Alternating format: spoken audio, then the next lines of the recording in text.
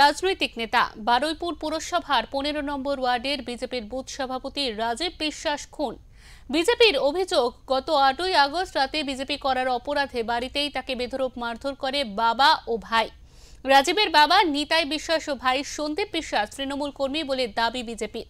মেরে মাথা ফাটিয়ে দিয়ে পরপর ধারালো অস্ত্র দিয়ে কোপানো হয় ওই যুবককে, এমনই অভিযোগ এলাকার বিজেপি নেতৃত্বের। তার শরীরের বিভিন্ন স্থানে গভীর ক্ষতের সৃষ্টি হয়, এরপরে উপযুক্ত চিকিৎসা হয়নি তার, এমনটাই অভিযোগ।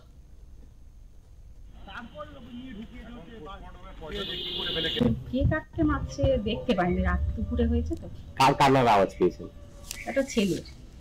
ছেলেটাকে চিনেন না? হ্যাঁ, ছেলে চিনি, ওর নিতাই ছেলে। কি নাম? কি ছেলের নাম রাজীব। যার নাম গোপাল বলে সবাই ডাকে। মারধর করা হচ্ছিল, মারের আওয়াজ পাচ্ছে না। আচ্ছা, কটা নাগাদ? ওই 1:30 2 এরকম হবে হয়তো। রাতে আপনারা কেউ জাননি? বাইরে জাননি? আমাদের সাথে কি সারা পাড়ার লোকের সাথে ওদের কারোর হয় না। আর এটা প্রায় দিন হয় বলে তো, প্রায় দিন মারছে, প্রায় দিন কান্নার আওয়াজ হচ্ছে, প্রায় দিন রোজ মদ খাচ্ছে বাড়িতে, এসব করে বলে আমরা ওদিকে আর কি। রাজীবকে কি প্রায় দিন মারতো? সেটা জানি না, হ্যাঁ মাঝে সাঝেই শুনতে পেতাম।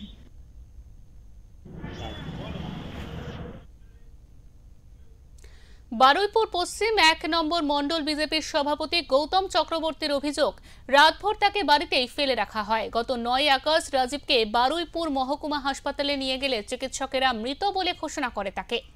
পুলিশ মৃতদেহটি উদ্ধার করে ময়না তদন্তে পাঠানোর বন্দোবস্ত করে। অভিযোগ, গত 8ই আগস্ট রাতে বিজেপি করার অপরাধে বাড়িতেই তাকে বেধড়ক মারধর করে বাবা ও ভাই। রাজীবের বাবা নিতাই বিশ্বাস ও ভাই সন্দীপ বিশ্বাস তৃণমূল কর্মী বলে দাবি বিজেপির। মেরে মাথা ফাটিয়ে দিয়ে পরপর ধারালো অস্ত্র দিয়ে কোপানো হয় যুবককে, এমনই অভিযোগ এলাকার বিজেপি নেতৃত্বের।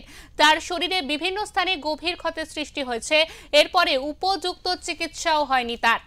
তিনি আরো বলেন, অভিযুক্তদের বিরুদ্ধে অভিযোগ দায়ের করা হয়েছে। আমরা চাই দলমত নির্বিশেষে এই নির্মম ঘটনার সঙ্গে যারা যুক্ত রয়েছে তাদের অবিলম্বে গ্রেফতার করুক পুলিশ।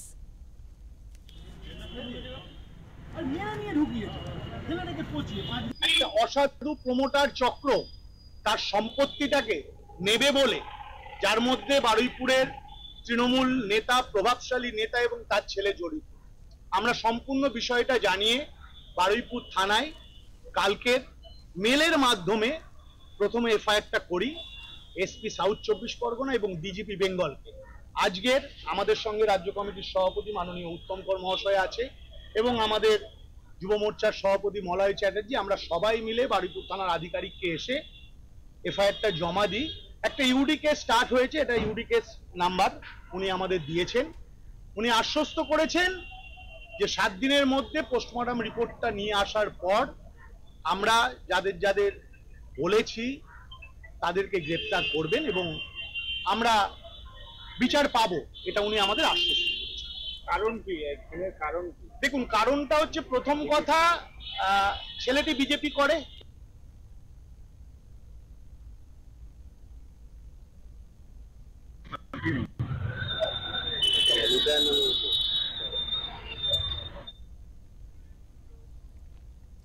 পনেরো নম্বর ওয়ার্ডের কাউন্সিলর অর্চনা মল্লিক বলেন, এই ঘটনায় তৃণমূলের কোনো যোগ নেই, এটা সম্পূর্ণ ওদের পারিবারিক বিষয়।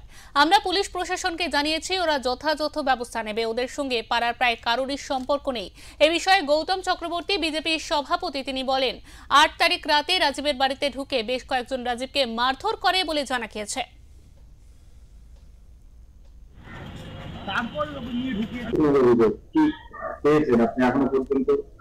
এটা সম্পূর্ণ আমাদের ওদের পারিবারিক ব্যাপার। এটা আমরা পুলিশ প্রশাসনকে জানানোর পরে পুলিশ প্রশাসন যথাযথ ব্যবস্থা নেবে।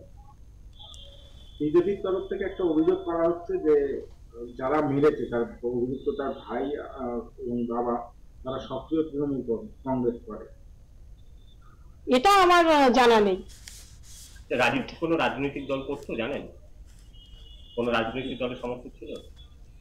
সেটাও আমরা বলতে পারবো না ঠিকঠাক করে, কারণ ওরা ওইভাবে থাকে, ওদের সঙ্গে কারোর সঙ্গে পাড়ার সম্পর্কও নেই, কিছুই নেই, ওই জন্য সেই ব্যাপারে আমি বলতে পারবো না।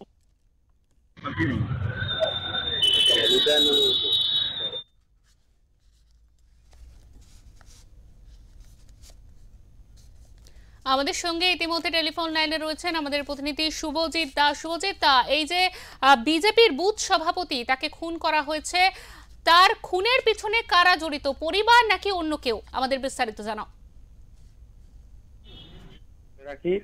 গত 9 আগস্ট বারাইপুরের 15 নম্বর ওয়ার্ডের 129 নম্বর বুথের বিজেপির বুথ সভাপতি রাজীব বিশ্বাসের বাড়ি থেকে রক্তাক্ত অবস্থায় রাজীব বিশ্বাসের দেহ উদ্ধার হয়। পরবর্তীকালে স্থানীয়রাই রাজীব বিশ্বাসকে বারাইপুর সুপার স্পেশালিটি হাসপাতালে নিয়ে গেলে কর্মরত চিকিৎসকেরা মৃত বলে ঘোষণা করে। ইতিমধ্যেই এই মৃত্যুর ঘটনাকে কেন্দ্র করে শুরু হয়েছে রাজনৈতিক চাপানুত্তর। যদিও বিজেপির পক্ষ থেকে দাবি করা হচ্ছে যে বিজেপি করার কারণেই এই রাজীব বিশ্বাসকে পিটিয়ে খুন করেছে তৃণমূলের দুষ্কৃতীরা। যদিও পাল্টা তৃণমূলের যে নেতৃত্ব, স্থানীয় নেতৃত্ব, সেই স্থানীয় নেতৃত্বদের যে দাবি যে পারিবারিক গন্ডগোলকে রাজনৈতিক রং লাগানোর চেষ্টা চালাচ্ছে। এই ঘটনার সঙ্গে তৃণমূলের কোনো যোগ নয়। এবং এছাড়াও যে আজকে বারাইপুর বিজেপির সাংগঠনিক জেলার পক্ষ থেকে বারাইপুর থানাতে একটি লিখিত অভিযোগ দায়ের করা হয়। সম্পূর্ণ লিখিত অভিযোগটি পাওয়ার পর বারাইপুর জেলার পুলিশ সম্পূর্ণ বিষয় নিয়ে তদন্ত শুরু করেছে। শিল্পা, একদমই। এই ঘটনায় কি কাউকে গ্রেফতার করা হয়েছে এখনো পর্যন্ত? দেখো শিল্পা, যখন আজ সোমবার সকাল থেকে যখন বারাইপুর বিজেপির সাংগঠনিক জেলার পক্ষ থেকে যখন অভিযোগ দায়ের করা হয়েছে, তারপর থেকেই পুলিশ সম্পূর্ণ বিষয় খতিয়ে দেখছে। এখনো পর্যন্ত এই ঘটনায় কারোকে গ্রেফতার করা হয়নি। একদমই শুভজিৎ, তোমাকে অনেক ধন্যবাদ, তুমি পরিস্থিতির দিকে নজর রাখো।